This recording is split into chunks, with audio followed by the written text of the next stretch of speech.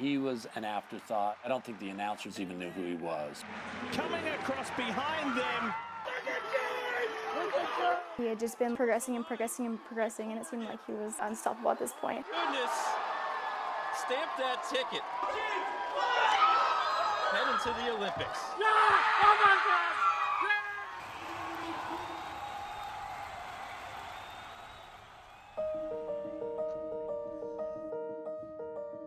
So it's been a wild last year and a half, really, from being maybe someone who would score at the conference meet to someone who made the Olympic team, which is a huge, huge turnaround. I think the biggest difference in competition from the Olympics to the NCAA championships or just any NCAA race is the pressure.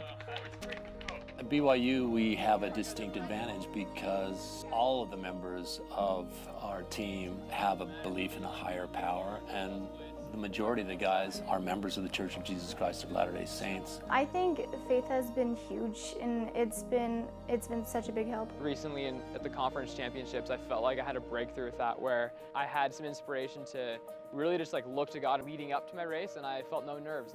When they come into high-pressure situations, they've experienced something that's a little beyond track and field. It really kind of centers them and allows them to be their best self. One thing we actually do like to do a lot is go to the temple. So going to the temple will give us time to just be there as a couple and reassess where we are in life, reevaluate goals. We can go in with questions, and it just helps bring the craziness down a little bit. Here you go.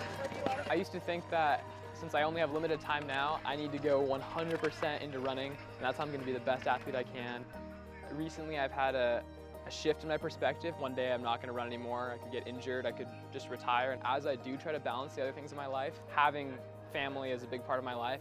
It actually helps me stay more calm and puts things into perspective. 60.